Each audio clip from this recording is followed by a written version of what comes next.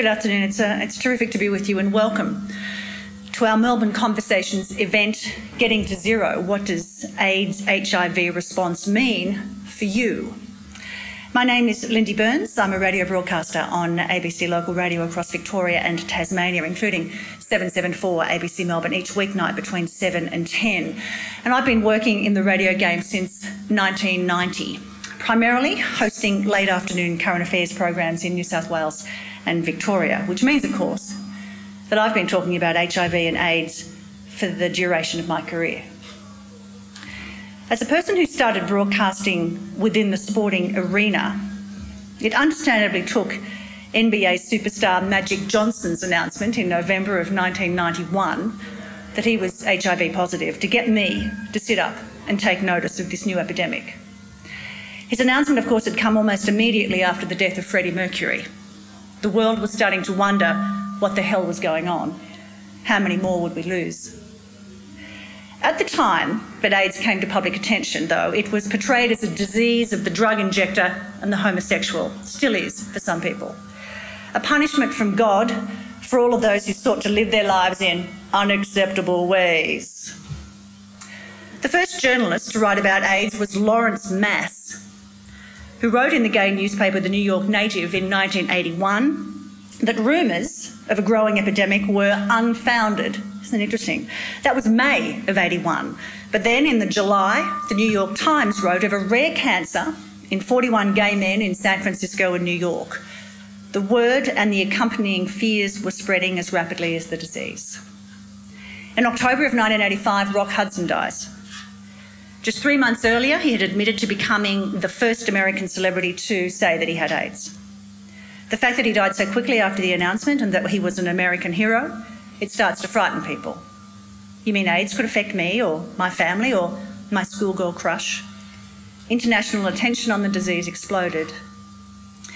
In 1987, investigative journalist Randy Schultz publishes And the Band Played On: Politics, People and the AIDS Epidemic, ostensibly accusing the American medical and political systems of letting the spread of the disease become much worse than it needed to have done, primarily because of incompetence and apathy towards those who were being infected, gay people. Schultz knew what he was talking about. He died himself of AIDS in 1994. Australia leads the way with AIDS education with a terrifying advertisement called The Grim Reaper in 1987. It provokes a generational change in sexual behaviour and protection. Hey, we're all at risk, not just junkies and puffs and whores, but we're in many ways ahead of the game in comparison to the rest of the world. But you know what? It also prompted fear and panic in Australia. What about all that unprotected sex that we had in the 60s and 70s? How long before that came back to haunt me? On December the 1st of 1988, the first World AIDS Day is held. Designed to bring awareness as well as education to a rattled yet ignorant world, its first theme was simply communication. Still, people kept dying. In the 90s, the world loses British actor Ian Charleson as well as Anthony Perkins and Peter Allen. Science fiction writer Isaac Asimov dies in 1992. It is later revealed that he died of AIDS as a result of a blood transfusion back in 1983. Kenny Everett dies. In a particularly heartbreaking story, the wife of TV star Paul Michael Glaser dies from AIDS-related complications after receiving a blood transfusion 10 years earlier during childbirth. Her son and daughter also contract AIDS, her daughter Ariel dying in 1988. In 1993, novelist Bryce Courtenay publishes April Fool's Day, the story attributed to his son Damon, a haemophiliac who contracted HIV/AIDS through an infected blood transfusion. In 2000, the World Health Organization estimates between 15 and 20% of the new HIV infections worldwide are the result of blood transfusions, whether donors were not screened or inadequately screened for HIV. The focus is shifting. Oh my God, there are people contracting AIDS who deserve our sympathy and treatment. It's not just about drug taking and sex. Governments start to react with legislation and money for drug treatment and research. It's taken too long, but at last a realistic global movement is starting. But the focus also shifts to third world countries in Africa and Asia, where education is minimal and access to appropriate health and medicines such as antiretroviral drugs is limited. Women and babies suffer the most.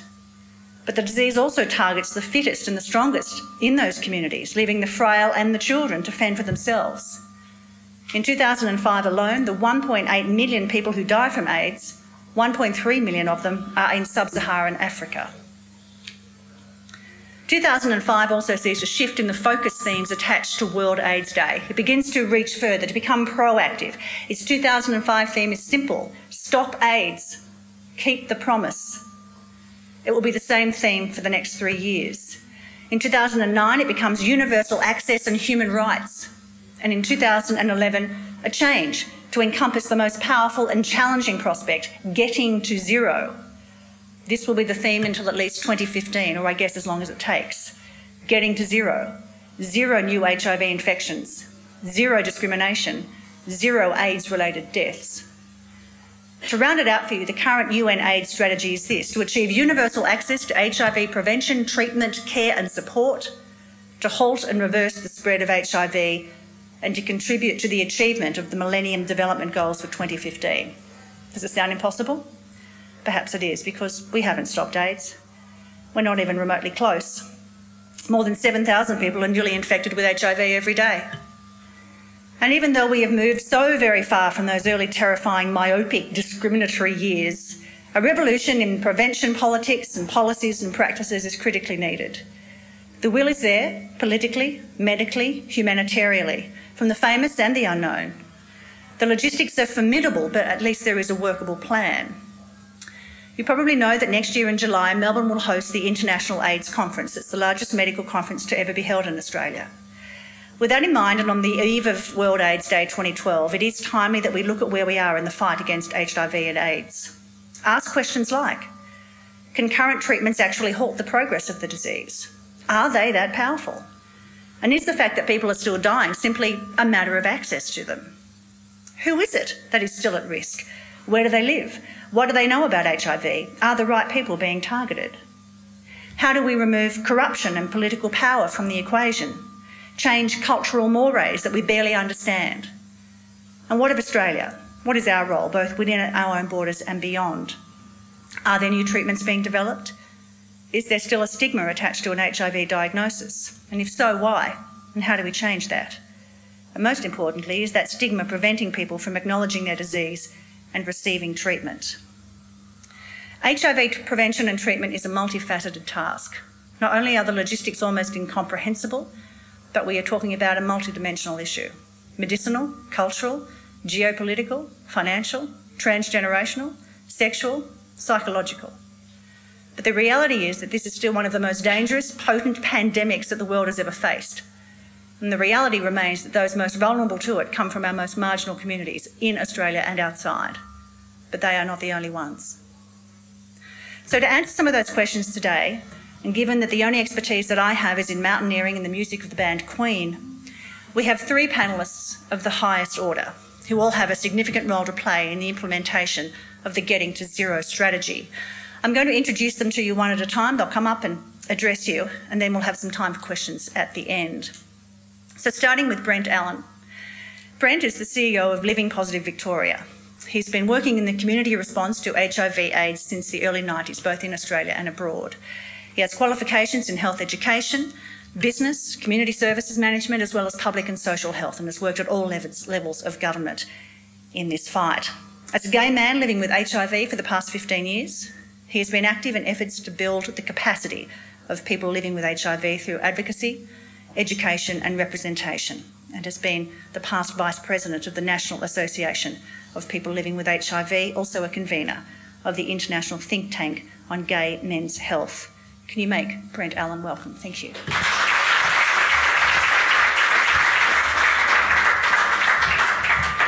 Thank you, Lindy. I'm going to give you a little bit of a perspective of what zero means from someone living with HIV. And I want to sort of interrogate the 3 aspects of getting to zero that Lindy spoke about: 0 deaths, 0 new infections, and 0 discrimination. But I want to take us a little bit further into what I think are some of the other opportunities of zero for us in Australia. So in terms of 0 new infections, the issue, and you know, just to elaborate on what Lindy was saying, in Australia there's a new infection every 4 days. There's 28,000 worldwide. They're rising in every state, including Victoria, and we're set to fail in terms of achieving the targets of 50% reductions as long as we're continuing down on this train. Certainly, I think the response is combination prevention, about good leadership, solid leadership that's based on partnership, scaling up testing, treatment, and prevention, and of course, community mobilization. If we talk about 0 deaths from HIV, I think the issues here are self-evident in terms of the numbers. And including, I wanted to put in the 32 deaths in Victoria in 2010.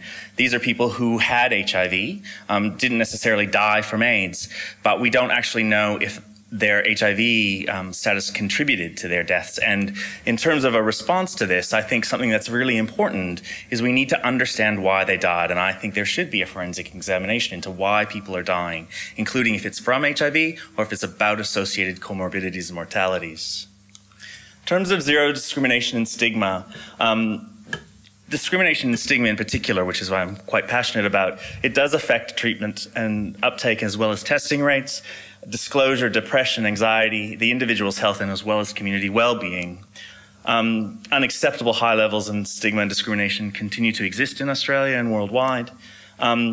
And the sense of felt stigma, that stigma that you hold inside yourself so that you censor yourself from testing, or you censor yourself from taking treatment, or you censor yourself from telling your family and friends, emanates from people's personal experience and fear.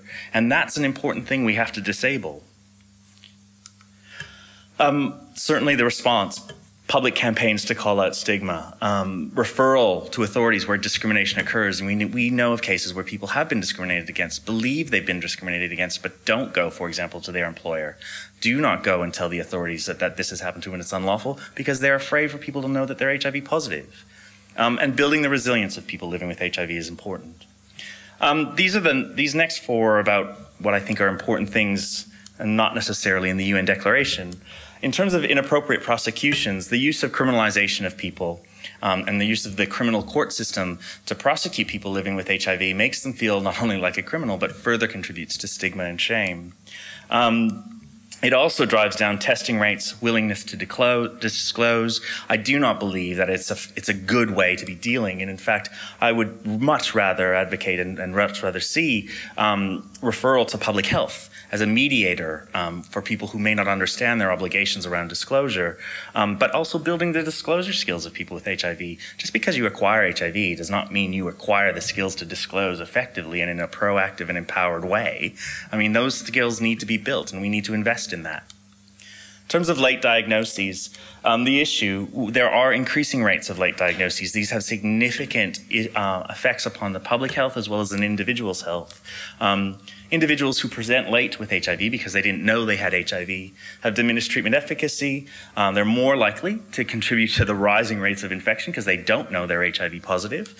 And they have more damage done to their immune system. They also have greater side effect profiles when they start taking the drugs because their immune system is already in a compromised state. In terms of the response, definitely increase the volume of testing, increase the technologies available, including at-home and rapid testing. We need to normalize testing for positive people and everyone. It should be something that we just, especially high-risk populations, it's something you just do and you should be doing on a regular basis, depending on what sort of risks you have. And again, understanding why. Why are people presenting late? Is it because they're from a marginalized community? Culturally, linguistically diverse backgrounds, women who often present late because they don't feel they're at any risk. 0 treatment barriers. We have great access to treatment in Australia, I'm not going to deny that, but there are still access barriers, and I think we have to remove those if we're going to get as many people on treatments to drive down new infections.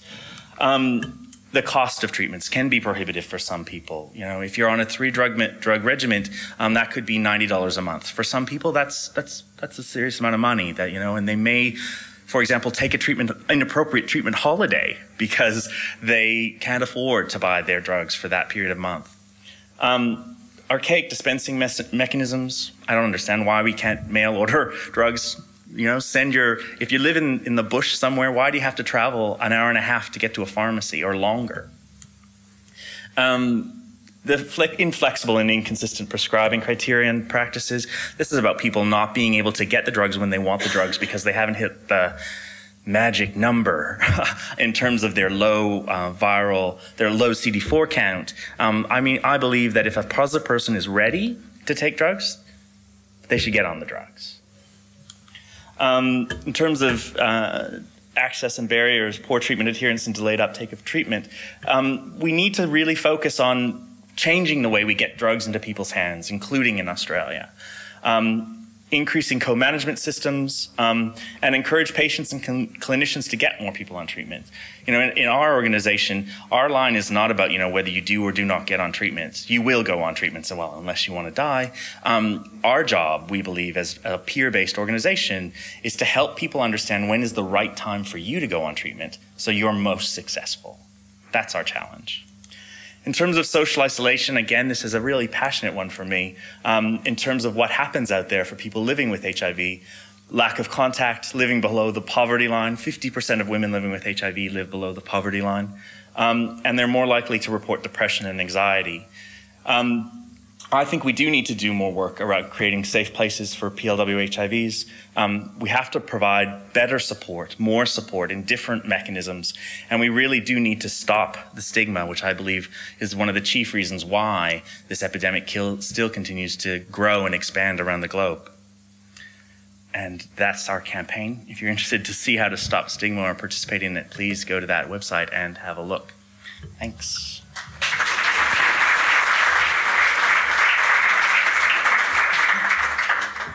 Thanks very much, Brent. You'll get a chance to ask Brent some questions toward the end of the presentations.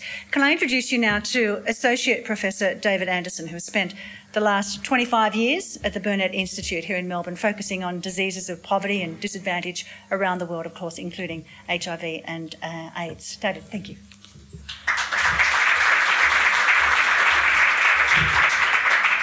Thanks, Lindy. I see many familiar faces here, and I think all of you will be happy that the scientist on the panel decided to dispense with slides today, because I know that way madness and boredom often lie. But in my 10 minutes, I really wanted to reflect on what has for me been a career lifetime of working in an environment where a very large focus of the Burnet throughout that time has been on HIV/AIDS, both in Australia but increasingly overseas. I started at Fairfield Hospital in 1982, and very soon afterwards we started seeing the first HIV patients. But in those days they weren't HIV patients, they were AIDS patients. You didn't need anything to test someone to see who was sick, because it really was very, very scary. And I remember very clearly what it was like when patients started being able to go on to AZT treatment, and suddenly they would be well again. And that was such a fantastic outcome. And as Lindy and Brent mentioned, Australia has really led the world in many of our education and social responses and getting people onto treatment, attempting to address stigma, very effective needle and syringe exchange programs that really, if a few other countries like the US had followed our lead, the epidemic in the West at least would be much less severe than it is now. But of course, and in terms of what getting to zero means to me, it really comes down to, for me and for many of us at our institute, addressing the inequity between the very effective responses we've had, particularly in Australia, but to a lesser extent in many other Western countries, and how far behind we are in addressing the same problems, many of the same problems, in developing countries. There are about 35 million people infected with HIV in the world. 30 million of them are in developing countries where most of them don't have access to regular medical care. Most of them don't have access to the CD4 testing that would allow them to go onto drugs. Only around half of them know that they're infected with HIV, possibly a similar situation to the US and to a lesser degree here. How do we address that when there are hundreds of millions of people at risk, tens of millions of people infected who don't know about it, and the responses that work in Australia that have been effective here aren't necessarily going to work there? We need new approaches, new technologies. But I really see Australia's role here in two ways. The first is to lead by example. We're a resource-rich country.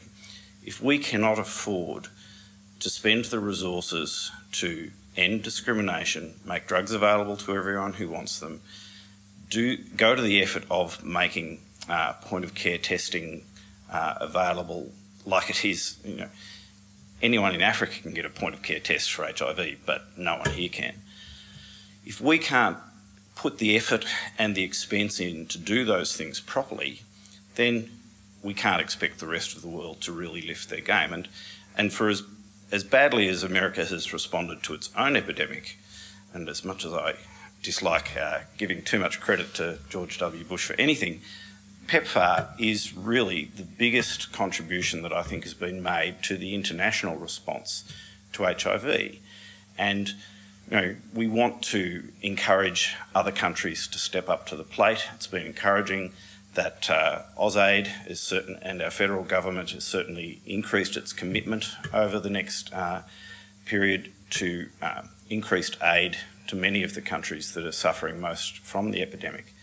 So we need to show leadership in that area. But I think we also have a very strong leadership role to play in the technical and practical on-the-ground effort in many of the countries that are suffering the most from the HIV epidemic.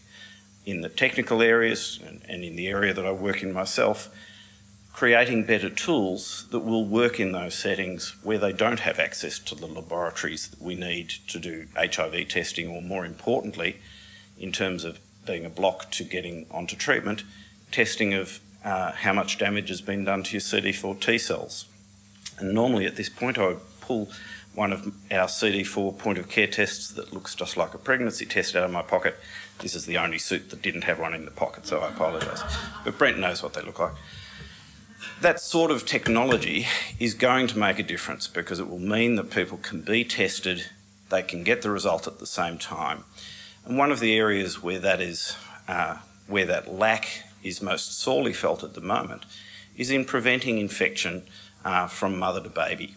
Now, we are very fortunate that the virus does not cross the placenta to any significant degree.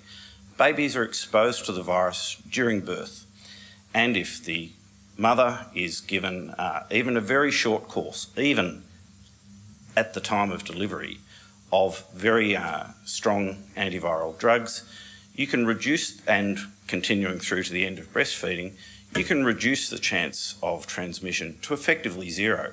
And there is no better outcome than stopping infection of the baby, because once that baby is infected, with the best drugs in the world, they are not going to live a full and healthy life, because we don't have the drugs to keep someone alive and healthy from that age. But currently in many African countries, if about 50% of women are first diagnosed during their one and only visit to an antenatal clinic. So they come along to an antenatal visit, they get tested with an on-the-spot test, they find out they're HIV positive. That will come as a bit of a shock, of course. But then blood is taken for them to get a CD4 test, because you need to know their CD4 count to decide which of two equally effective methods you'll use to prevent infection of their baby. Either you give the mother something just to prevent transmission, or you put them on lifelong treatment for their own health and to protect the baby. But in a resource-poor country, you actually can't afford to put every woman who's infected onto therapy. They're not going to stay on therapy if they're healthy, and it just causes problems down the track. 40% of women never get the result back from their CD4 test, and so they don't go on to either of those therapies. And so we have 1.5 million pregnant HIV-infected women in the world each year. Half of them, roughly half of them, are giving birth without having had access to those very simple and very effective methods to prevent transmission to their baby. There are roughly 400 HIV-infected babies born each year in Papua New Guinea. No, it's just shameful. And this is the kind of thing that really gets us working, I suppose, very hard on trying to find and deliver solutions that can change that. But I really want to emphasise that it does take that coordinated approach, I think, and we can't be banging on about how we can more effectively address the epidemic in developing countries unless we are doing a good job at home. And that job at home is a very different job. Many of the problems here are different to the ones that we're facing. You know, I hope we will eventually get to the stage where in Nigeria they have the sort of problems that we're now facing of, you know, the comorbidities, the heart disease, the lipodystrophy that you get from being on some of the drugs for long periods of time. At the moment, their biggest problem is just staying alive and not infecting other people. We will get there, but it will take that coordinated approach. And, you know, we have to keep pressure on our governments at all levels to keep up the effort both locally and overseas through both our foreign aid, and I'll unashamedly put in a plug for medical research, because we just can't afford to let the ball slip there. Australia has made and will continue to make very strong contributions on both the public health and the education and the technical sort of innovation side for HIV. And I think that we can't afford to let that slip. And I think the other thing that Australia has been a terrific leader in is how well the different arms of our community addressing HIV have worked together. I found it very striking in the Washington AIDS meeting that, which was in a, you know, it was an enormous conference in a not particularly well-designed convention centre, but you could kind of tell which part of the conference you were in by just looking around at the crowd and seeing, were they in suits? Were they in African national dress? Were they holding placards, etc.? I kind of think we'll see something different here, because everyone here is working together. And that's something I really look forward to when we get to host the meeting in 2014, is to really show the world that Australia is committed to this cause of zero new infections. We're doing our bit, and help get other people to pull their weight as well. Thank you.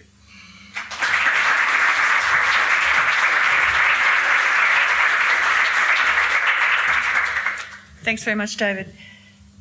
To Dr. Leslie Cannold now, author, commentator, activist. She's an award-winning columnist, oft noted as one of Australia's leading public thinkers. She has in fact been listed alongside Professor Peter Singer, Professor Gustav Nossel and Inga Clendinnen as one of Australia's top 20 public intellectuals, and recently made the Power Index's top 10 list of most influential brains. Capable of making sense of some of the most difficult issues, she's often a fresh voice in a situation that seems intractable or deeply confusing. Let's see what she makes of this. Leslie Cannold, good afternoon to you.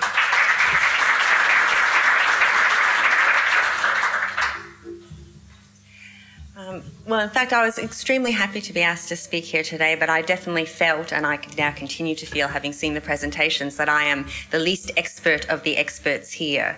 So I thought what I would do is take up the part of the question that asked what the epidemic means to me, and to try to ask the question, now that we are, you know, at the end of the third decade of the epidemic and the start of the fourth, whether or not, while we're not at the end of the beginning, we might be, well, we might be at the end of the beginning rather than the beginning of the end, to ask that question. And if we are, what does that say about our aspirations for the progress of things in the region?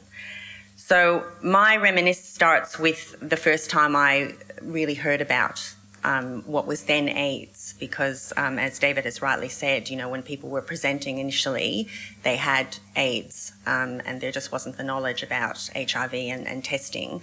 I grew up in New York, so some of the early cases were actually being identified as something called GRID at the time, which was gay-related immune deficiency. And initially there were all kinds of ideas about what it might be. I remember really clearly where I was when I realised that this issue that was being covered in the New York Post in quite a sensational way was actually something that I needed to pay attention to. I was at university, and I must have been, so the images of me walking back to my dorm, so I must have just come from some sort of an information session. And I say information because really not a lot was known.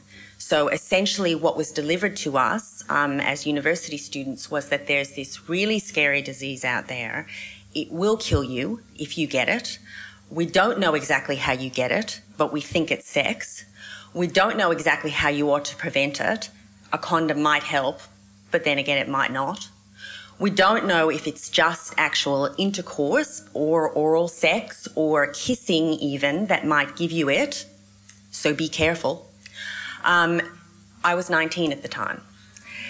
So what I remember feeling, and I think that's why I remember the moment, was that without realising I had been promised this birthright of a new era. My mother was a feminist, and I was being promised an era where I could actually have sex and not feel bad that I wanted to have sex, enjoy sex, and I didn't have to pay the consequences for any of those things by getting pregnant. If I did, I should, use contraception, and if I had an unwanted pregnancy, I should have an abortion.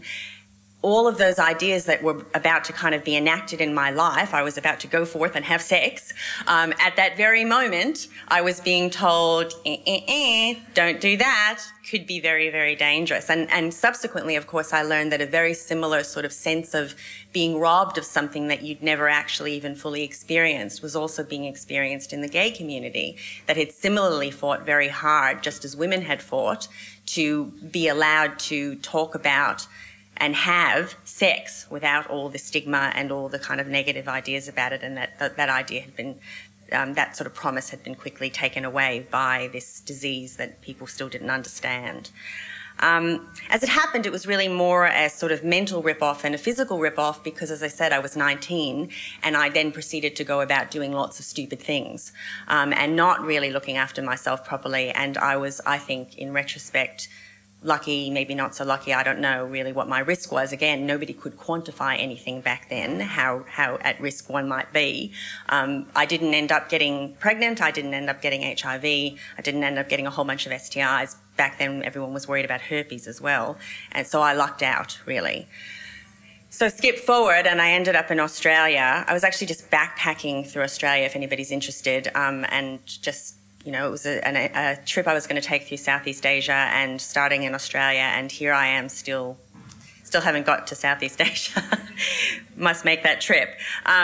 And I went to university, and then I got one of my first jobs, which was at the National Centre for HIV Social Research, which was a newly minted centre that was trying to look at the social and emotional and psychological ramifications of people being diagnosed with what was then, HIV, and the idea of trying to live with HIV, and the idea of what was still then considered in the early 90s a death sentence. And so still the idea was we were doing research where we were asking people to try to reflect on the impact of getting a diagnosis and what it meant.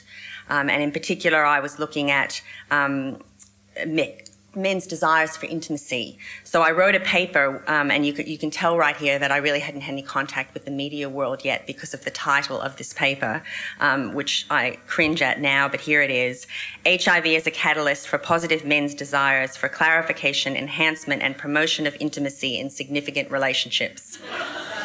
Can you believe I wrote that? But I did, and I published it. And I remember really clearly the man who, I interviewed many men for this paper and, did the thing about interviewing people not really knowing so much what you're looking for as social researchers do, and then sort of, these issues rising to the top, which were about these desires that men had to pursue intimacy in the face of death, imminent, an early death, and in the face of this stigmatized condition that they had, that they felt they needed to grapple with issues around disclosure and all of those things. And I remember really clearly sitting in the living room with a beautiful young man who was my age and who was facing these enormous questions that were not live in my own life, but just being struck by what it would be like to be in your mid-20s and looking down the barrel of a foreshortened life and wanting very much all of a sudden realising that you wanted to fast forward the bit where you just had casual sex because that no longer seemed possible anyway, but wanted to get to the intimacy bit, and then how did you tackle all of the issues around being intimate with someone when you had the condition. It was just enormous, and it was such a, enlightening conversation. He was so generous with his time and with his inner struggles, and he was an amazingly insightful young man. I also at that time was being managed by a wonderful man who doesn't seem to be here. I wish he was, so I could tell him to his face how wonderful he was, named Bill O'Loughlin, who was my boss and was the kind of guy who cringed every time he'd get called a boss because he hated being called a boss. He was such a wonderful manager, and he taught me things, and that whole experience taught me things that continue to shape my perspective to this day. So he taught me things, for instance, about the issues that around being gay and that being such a stigmatized thing within the Catholic faith, and he was Catholic, and how that would drive people perhaps into, for instance, trying to be priests, which was something he had tried to be, as a way of managing that issue. So all sorts of insights about sexuality and stigma that to this day have really influenced me, and in fact my organisation at the moment, Reproductive Choice Australia, is doing a stigma campaign, and I realised recently that I'd called on a lot of the ideas that Bill had taught me all the way back then.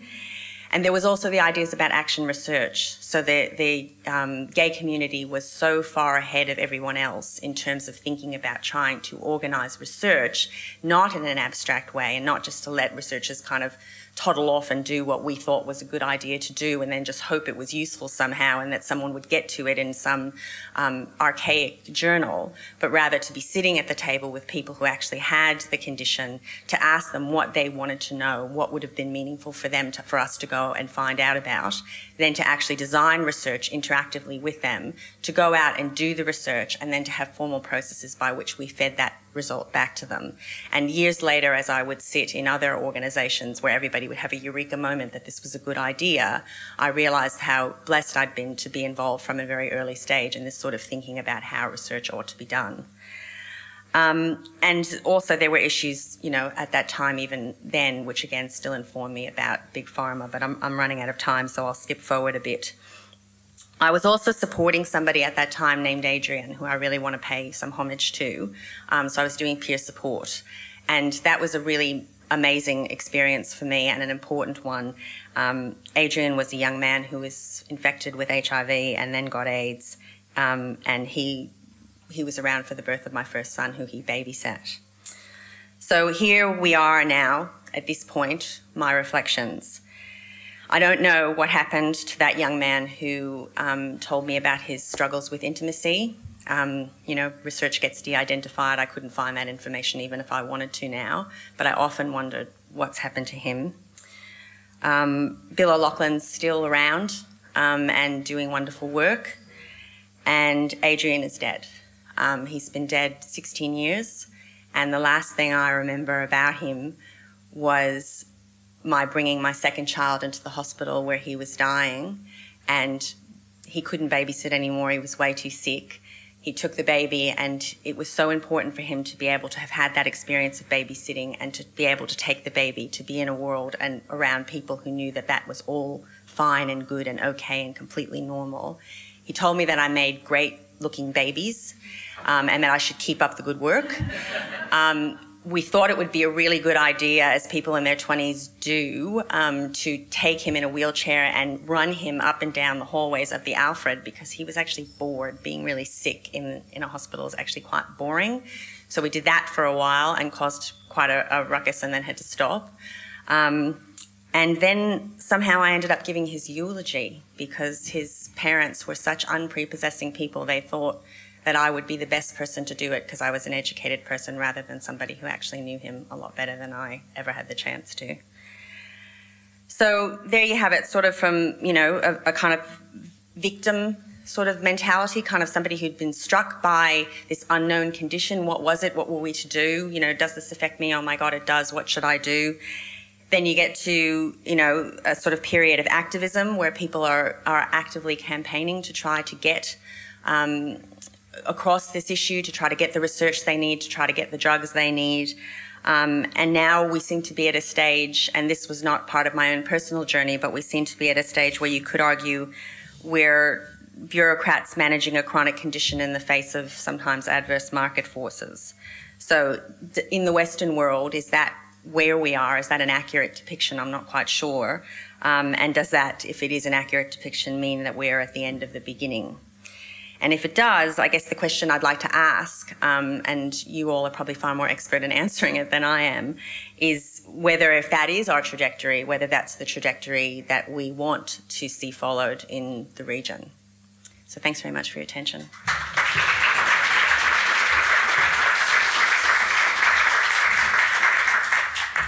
I told you it was multidimensional. 3 very different experiences, personal experiences of what is a multifaceted issue and disease. I'm going to invite our 3 speakers to come and sit in a Tony Jones Q&A-like way in these chairs at the front here. We've got a couple of microphones that we'll share around. I'll ask a couple of questions, but I'm conscious of we don't want to run out of time as well, so I'm going to bring you guys in on the conversation. If you would like to ask a question of any of the speakers, please put your hand in the air and we'll get things going. So I'll just pop over.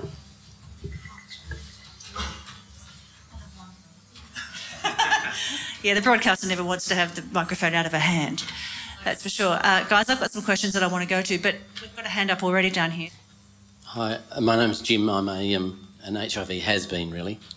I've been around the epidemic since the early days in various capacities, either working in the community sector or working in government.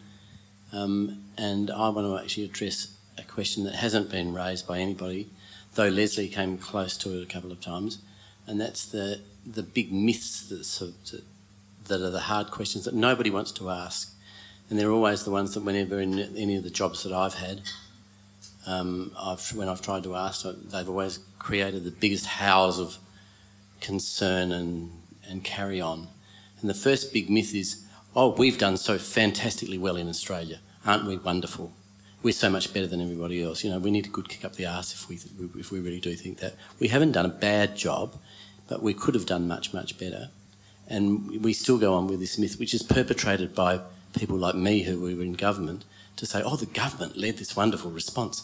I mean, I remember as a community activist when I was on the first national HIV evaluation, the task force of the first evaluation for the first strategy, where I refused to sign the report because the Commonwealth government wanted to say we led the wonderfully successful response to HIV, and I kept saying you did not. The community led the response. You came in like 2 years later and put some money into it, but it was already being done, and that's gone on and on and on ever since. But there are all sorts of other myths as well. You know, the other big myth I think is that clinicians are the be-all and end-all. I'm sorry about this, David, but, you know. And, you know, when in Victoria, when I was the Director of Public Health here, I set up the thing called the HIV Prevention Task Force and copped a huge amount of flack from the clinicians because there wasn't a clinician on the task force for prevention. And I have to say, given a whole public health focus, which I had because I had a whole lot of other public health issues to deal with at the time, I don't believe that clinicians actually know very much about prevention at all. And they continually prove it in the way that they actually treat. You've raised a couple of really major issues there. I think we'll get a couple of comments on that, Jim. Thank you very much for your contribution. Brent, do you want to start in reaction? What was your... Yeah. I having come from a country where there was a much more delayed response, being Canada, than Australia, I think that was a part of the problem in the beginning years. There was a bit of a head in the sand box kind of thing. Oh, it's not really that bad. Oh, it's just sort of those icky people who get it. So that's not really worry about them. I think what has typified the difference here in Australia, though, is the partnership approach. I will agree with Jim in the sense that does the partnership still exist in its robust way that it used to? But there was definitely that response in the beginning, and I think that made an enormous difference, and it's borne out by the epidemiology. David, you've been in this area for, well, you were telling me before we started today that you're at the early days of the Fairfield Hospital when people were being treated, basically who were coming in diagnosed with AIDS. You were sort of almost at the beginning when the movement started in Australia to see, well, what the hell do we do about this? Did we do it well, or could we have done it better? Well, I'm not about to say we couldn't have done it better. I think we did very well, and I think perhaps the thing we did best was we learnt from our mistakes fairly quickly, but we made mistakes that we had the chance to learn from. But I essentially agree with everything Jim said. particularly in terms of, medicine doesn't have all the answers. Science doesn't have all the answers. And the thing I think we have generally done pretty well in Australia is to recognise that it takes different skills to address those different aspects of the epidemic. And one of the most disheartening things I see is, my apologies to Leslie on behalf of her countrymen, I suppose, is American scientists getting up at international AIDS conferences and saying, we've got the solution, we'll just treat everybody in Africa and there'll be no more HIV transmission. Never mind that half of the people don't know they're infected. Never mind we can't deliver drugs to the people who do know they're infected. That is the kind of thing that I think we have largely avoided in Australia. I hope I'm not completely wrong about that, but I think there has been a lot more genuine interplay between the different sectoral responses. But I agree, I think clinicians are good at treating, they're not so good at the other responses. Scientists, well, we're good at something, I suppose. I hope we are. Something along the way, sort of making an addition. Down the back here, yes. There's a microphone. My name is Michael. I'm kind of dealing with stigma as a systemic issue. I think a couple of you have mentioned that perhaps HIV is a kind of a lens which reveals the vulnerable in society. And sometimes I think our health responses are invested in keeping people broken and not healthy. I wonder what we need to do differently so we address that power differential between the bureaucrats managing and the market forces and actually having community mobilisation that is, we have a different conversation. So the question is, how do we break down the power differentials? Are we invested in keeping vulnerable communities vulnerable and dependent? What kind of conversation do we need to have so that isn't the case? I feel like I don't really know, to be honest. I'm not really sure I know the answer to that. I mean, I know that stigma is very important, and one of the interesting conversations that Brent and I had before we began is that this issue of stigma seems to be rising to the surface more commonly. So I work mostly in the area of abortion rights in terms of my own activism, and we did this campaign around stigma, and we were using the Twitter hashtag. For those who know Twitter, it's sort of a way of aligning a conversation. So we were using the hashtag End the Stigma, and the other people who were on it were people who were mentally ill.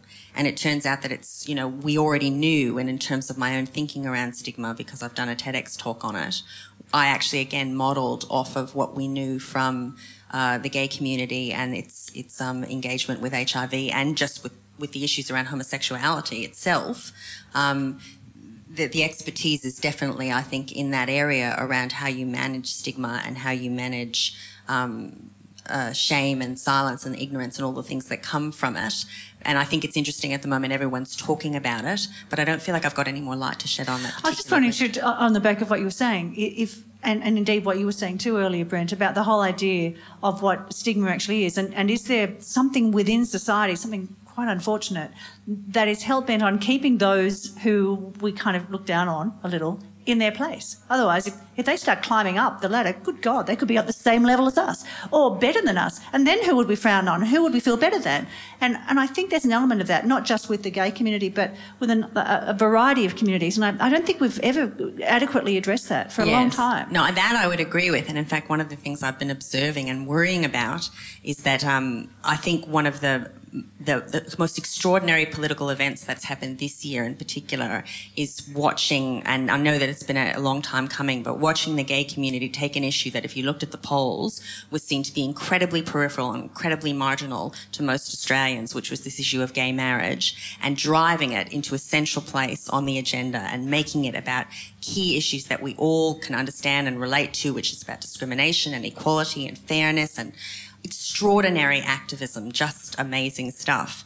And one of the things I've started to worry about as someone who works primarily in the area of women's activism is that if the gay community does such a good job and they get themselves out of the hot seat in terms of being the stigmatised minority, who's going to be left in the hot seat still? It looks like, in terms of what happened in the US, that the racial issue, when it came head-to-head with Hillary Clinton, and the gender issue, race seemed to be the less stigmatised thing. Americans seem to prefer a black man to a white woman. And will women, if we don't start to organise ourselves and start talking about these issues, will we be the ones left? Because I suspect, as you do, that somebody's got to be there. There's always got to be somebody. Look, I agree. I think there's this almost notion of othering that happens. And in terms of response to the question, Michael's question, I think attacking stigma is incredibly important, understanding that we're looking for generational change. This does not happen with a quick campaign or multiple campaigns, where a generation needs to tick over before we're going to see a real change here. But in the meantime, our obligation is to build resilience. I can tell the community to be nice to everyone, but where the real difference resides is when I help someone, an individual who's struggled around being stigmatized, to build their personal resilience and sense of agency and self, so that they can say, you know what, that's your issue, not mine, and walk away from it and not feel disempowered and not feel othered. And I think that's the flip side of stigma. I think that's what needs to be funded in terms of work, is building resilience. Well, yeah, I agree. Thank you. Whenever we have conversations, I'm involved in conversations like this, for some inexplicable reason, I immediately think of The Simpsons. And I think of Homer Simpson standing front and centre in one episode going, "I'm a white, middle-aged American man. What's the world ever done for me?" Which I think is one of my favourite lines in the entire world. And yeah, if he doesn't want to get in that hole, Leslie, he doesn't want to be there. He's quite happy. We're sitting exactly where he is. Well, one more call, one more text in a moment. I think I'm on radio. One more person in a moment. David, you talked about being leaders in Australia and how we need to be leaders in this country. Where does that leadership come from? Is that federal government? Is that government at any level? Is it academia? Is it in the media? Is it people like Leslie and Brent and you and me? I mean, is it Jim? Who is it? Where does it come from? I think we have dragged our politicians along, but they've been willing to be dragged. I think it has come from the community, all those different communities who recognised a problem, shared in their determination to do something about it. And I've sat in meetings of Leslie's National Centre for Social Research, and it's all completely over my head, and I'm sure that Leslie and her colleagues have sat in some of the National Centre for HIV Virology Research and felt the same. But we all appreciated that it needed that coordinated response. And I think that it was having very disparate people going to both state and federal governments that made them think, this isn't just a lobby group. And someone like Michael Wooldridge, I think, was receptive. It was probably a good time to have a doctor as a health minister. He was receptive and he made resources available. But I don't know that we could exactly say that our politicians led. They no doubt took a lot of credit for leadership. I think the country has led, and the politicians have played their part. My name's Louise, and my question is that how do we address what I see some complacency around prevention, if we want to get increased testing, at the same time as not driving further stigma and discrimination? Who wants to take that? The one thing I am aware of in terms of prevention, which I think is a really interesting just fact to, funnel into the discussion, is that we need to be continually reminded about things in order for those sort of public health campaigns to work. So the TAC ads, as everyone will know, are incredibly effective. But once you take them off air, after a while, basically rates of whatever it is that they were going after go right back up. So there's no way, I think, of trying to raise awareness, whether through broadcast or narrowcast, without actually continually going at it. And until we get to zero and I don't know how realistic anybody really thinks that is. It will mean that we have to, whatever we do, we have to get it right in terms of the balance around stigma, but we have to keep doing it. And I think that question about how you can do it without raising these issues about stigma and shame probably go to this issue about broadcast and narrowcast and the language you use. But I'll turn it over to someone who's more expert. I think complacency is a difficult word to use in terms, because it sounds like people are failing. And I'm not sure that people, well, I feel confident in saying, I think people with HIV know they're not failing.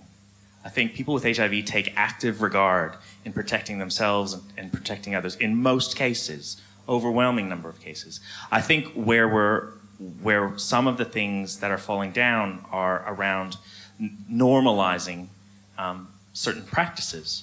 And I'm not sure I would say normalizing condom use, but certainly normalizing testing. We have to normalize testing. It should be just commonplace that if, for example, you're a gay man, that you normally have tests, whatever that means, whatever normal may mean. We have to normalize it. By normalizing it, you also tackle the stigma. But complacency, I don't know a lot of complacent people about HIV. I know people who are confused, definitely. But I don't know a lot of complacent people. I know we're running out of time, and in fact, my last question is going to go to you, Brent, as a person who actually is living with HIV. I think it's only appropriate that that's the case. And I'm just wondering, over those 15 years or thereabouts. Actually, I want to do one quick step back. What was your reaction when you were diagnosed? So, I was not shocked when I was diagnosed with HIV, and I came to Australia as for work, didn't plan on staying, fell in love, and then contracted HIV, and was diagnosed with HIV. And I was lucky because I was diagnosed, and I went on treatment right away. I was in the era of the hit hard, hit early. So I went on treatment right away. I honestly believe it saved my life. Definitely saved my life.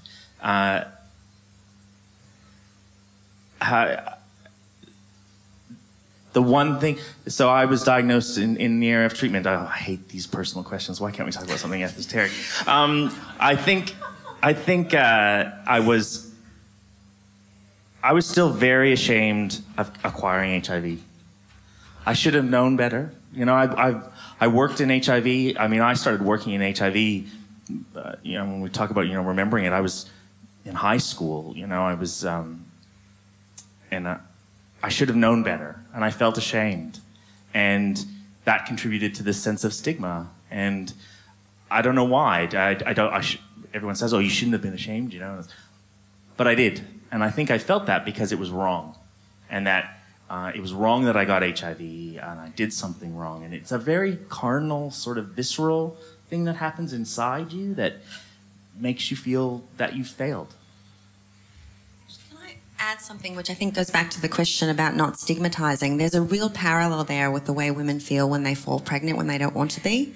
So they also feel incredibly ashamed and embarrassed. And it seems to me that that's the flip side of us normalizing contraception. So if what we say to people is all children should be planned and you must therefore, you ought to contracept, there's going to be a stigma attached when you don't contracept and or contraception fails, and most people aren't aware of that. And it seems to me that, again, if you normalise condom use, it's very, very difficult then to not have some sort of flip side that suggests that if you get the virus, you must have done something wrong. And that's, just understanding it from pregnancy, that seems to be like this necessary corollary, and maybe part of where you go after trying to have a discourse around this is somehow trying to run some sort of narrow line between trying to say, this is what you ought to do, this is the normal practice, you ought to contracept, you ought to always wear a condom, but somehow if you don't, or alternately you do but you still end up getting the condition,